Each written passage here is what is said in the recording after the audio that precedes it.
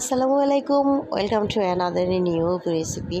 আপনাদের সবাইকে স্বাগতম জানাচ্ছি কুকিং ডায়েরি বাই এপিতে। আমার আর একটা রেসিপি নিয়ে আমি হাজির হয়ে গেলাম। আজ আমি খুবই এক্সাইটেড, কারণ আজ এমন একটা রেসিপি আমি নিয়ে আসছি যেটা হলো এখনকার বর্তমান সময়ে আর কি একটা ট্রেন্ড হয়ে দাঁড়িয়েছে। কি বলবো, সি ফুড।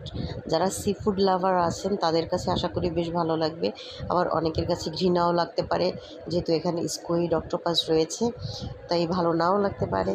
তো আগেই সেজন্য ক্ষমা চেয়ে নিচ্ছি। আর এখানে হচ্ছে দেখুন পাহাড়ি ভুট্টা, লেমন গ্রাস, আর ওখানে ছিল হচ্ছে অক্টোপাস, স্কুইড, কাঁকড়া এবং তার সঙ্গে হচ্ছে চিংড়ি মাছ। তো এই চারটা আইটেম দিয়ে আজকে আমি সি ফুড রান্না করব। এখানে আমি পানি গরম করতে বসিয়ে দিয়েছি, কারণ আগে আমি বয়েল করে নেব ভুট্টাগুলো। তো পানির সঙ্গে সামান্য একটু লবণ দিলাম, একটা লেবু দিলাম স্লাইস করে কেটে, আর লেমন গ্রাস দিলাম। আর সেই পানির মধ্যেই আর কি সিদ্ধ করে নিচ্ছি স্কুইড। আমি ভুট্টাগুলোকে 10 থেকে 15 মিনিটের মতো সিদ্ধ করেছি, স্কুইডকে এবং কাঁকড়াটাকে, এগুলোকে আমি সিদ্ধ করব হচ্ছে জাস্ট 8 থেকে 10 মিনিটের মতো। আর এই যে স্টকটা রেডি হচ্ছে, এটার সঙ্গে স্টকটা কিন্তু ফেলে দেওয়া যাবে না। স্টকটা অন্তত মানে মোটামুটি ভালো পরিমাণে, হাফ লিটার পরিমাণে রেখে দিতে হবে। আর কেউ যদি আরেকটু ঝোল রাখতে চান বা কিছু, আরও একটু রেখে দিতে পারেন। এই যে এখন এগুলো সিদ্ধ হয়ে গেল, একে একে চিংড়ি মাছ সব কিছু দিয়েছি, আমি তুলে নিলাম। আর এই অক্টোপাসটা আমি দেখালাম না এই জন্য, কারণ অক্টোপাসটা আমার আগেই হাফ বয়েল করা ছিল, তাই আমি একটু পরে দিয়েছি। এটা মানে জাস্ট হাফ টাইম যাওয়ার পরে আমি দিয়েছি। 8 থেকে 10 মিনিট সিদ্ধ করেছি এগুলো সব। তো এগুলো সব এখন ছেঁকে তুলে নিলাম। আর একটা কথা, একটা টিপস, সেটা হচ্ছে যে এই লেবুর স্লাইসগুলো কিন্তু এখন আর আমরা ইউজ করব না, না করাটাই বেটার হবে।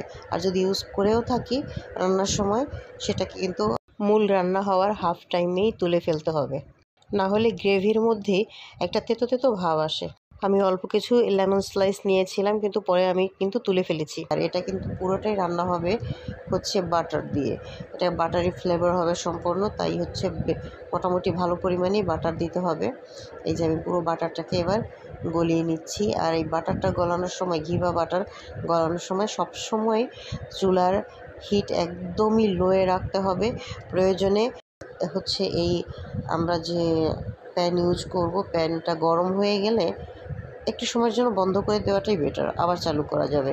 আর পুরো রান্নাটাই তারপরে থেকে করব মিডিয়াম হিটে। সি ফুড লাভাররা অনেকে বয়েল করেই খেয়ে নেন। তো এখানে আমি সসেস কেটে রেখেছিলাম, যে সসেসটাকে আমি একটু চিকেন সসেস এটাকে ভেজে নিচ্ছি। তার আগে আমি এর মধ্যে কিন্তু চপ করা একদম গার্লিক দিয়েছি অনেকটা পরিমাণে, অর্থাৎ বড় রসুনের 1.5টা রসুন হবে, সেটা আমি চপ করে রেখেছিলাম। আর এটার সঙ্গে একটু ভেজে নিচ্ছি। ভেজে নিয়ে আমি এটা তুলে ফেললাম, সসেসটা তুলে ফেললাম। হ্যাঁ, সাথে কিছু রসুন চলে এসছে, কিছু হবে না। আর এখানে হচ্ছে পেঁয়াজ বাটা দিলাম, 3 টেবিল চামচের মতো পেঁয়াজ বাটা। তার সাথে একটুখানি আদা রসুন বাটা সামান্য সামান্য করে, এটা যাতে পুড়ে না যায় সেদিকে লক্ষ্য রাখতে হবে। সামান্য একটু লবণ দিলাম। সুন্দর করে কষিয়ে কষিয়ে আমরা যেভাবে রান্না করি ওভাবেই রান্না করব জাস্ট। আর এই যে সসের ব্যাপারটা, এখানে হচ্ছে বিভিন্ন রকম সস ইউজ করতে হয়। তো সেই ক্ষেত্রে আমি এখানে চিলি সসটা দিয়ে দিলাম এই কাপের 1 কাপের মতো। আর যে কাপটা দেখছেন মেজারমেন্ট কাপ, এটা মূলত বড় কাপের, মানে যে কাপে আমরা সাধারণত বড় কাপে চা খাই তার হাফ কাপ হবে, সেটার মতো আর কি। তো এটার 1 কাপ পরিমাণ দিলাম হচ্ছে এখানে চিলি সস, 1 কাপ পরিমাণ দিয়েছি টমেটো সস এবং 1 কাপ পরিমাণ দিয়েছি, 1 কাপের একটু কম পরিমাণ আর কি, 1 কাপ নয়, মানে এটার 1 কাপ বলছি আমি, এটার সয়া সসটা দিয়েছি তার একটু কম। আর এখানে গোলমরিচের গুঁড়ো, এই যে চামচ দেখলেন সেই চামচের, আপনার চায়ের চামচ ইউজ করতে পারেন। এখানে চায়ের চামচের 1 চামচের মতো গোলমরিচ, কালো গোলমরিচ, এবং সাদা গোলমরিচটা হচ্ছে চায়ের চামচের হাফ চামচের মতো। এরকম একটা ঘন সুন্দর একটা গ্রেভি হবে। আর এখানে উঁচু 1 চা চামচ কাশ্মীরি রেড চিলি পাউডার দিয়েছি। যদি এটা না থাকে তাহলে নর্মাল চিলি পাউডার দিলেও চলবে। আর এখানে স্পেশাল বলতে যা আমি অ্যাড করেছি সেটা হচ্ছে বারবিকিউ মশলাটা। রাঁধুনি বারবিকিউ মশলাটা আমার কাছে ছিল, তাই আমি এখান থেকে বারবিকিউ মশলা থেকে 2 চা চামচ মশলা দিয়ে দিলাম। আর এই মশলাটা না থাকলে গরম মশলার গুঁড়ো দিলেও চলবে। তো এটাকে সুন্দর করে কষিয়ে নেব। আর লবণটাও আপনারা চেক করে করে বারবার তারপরে দেবেন। তার কারণ হচ্ছে এখানে আমাদের প্রত্যেকটা সসে কিন্তু জানেনই তো মোটামুটি লবণ থাকে। সামান্য একটু চিনি দিয়ে দিলাম, তারপরে একটু স্টক দিয়ে আবার সুন্দর করে কষিয়ে নিচ্ছি এবং ভালো করে কষানো হয়ে গেলে তেলটা উপরে ভেসে আসলে তখনই আমরা কিন্তু এগুলোকে দিয়ে দেবো। সবগুলো একসঙ্গে দিয়ে দিচ্ছি আমরা। আর এখানে কিন্তু আমি এখন পর্যন্ত লেবু রেখেছি, কিন্তু লেবুটা পরে তুলে ফেলে দিতে হবে, কারণ না হলে তেতো হয়ে যায়। এটা কিন্তু একটু মাথায় রাখতে হবে। এবারে সুন্দর করে একটু মিশিয়ে নিচ্ছি, সসেসটাও দিয়ে দিলাম। আর এই যে স্টকটা আমি এখানে তুলে রেখেছিলাম বাটিতে, স্টকটা দিয়ে মোটামুটি করে একটু কষিয়ে নিচ্ছি। আমি আজকে আমার মেয়ে রোজা ছিল, তো যার কারণে একটা ডিম দিয়ে দিলাম ওর জন্য আর কি। এটার মধ্যেই অক্টোপাসটাকে কিন্তু আমি একটু কেটে কেটে নিয়েছি লম্বা লম্বা করে, এর পাগুলোকে কেটে কেটে সুন্দর করে তারপর দিয়েছি। অক্টোপাসের বডিও আছে এখানে, সবই আছে। আর স্কুইডগুলো রিং রিং করে কাটা। কিছুটা লেমন গ্রাস আলাদা করে তুলে রেখেছিলাম, সেগুলো এখন দিয়ে দিলাম, যেটার জন্য সুন্দর একটা ঘ্রাণ আসবে এটার মধ্যে। ভুট্টা সহই দিয়ে দিয়েছি।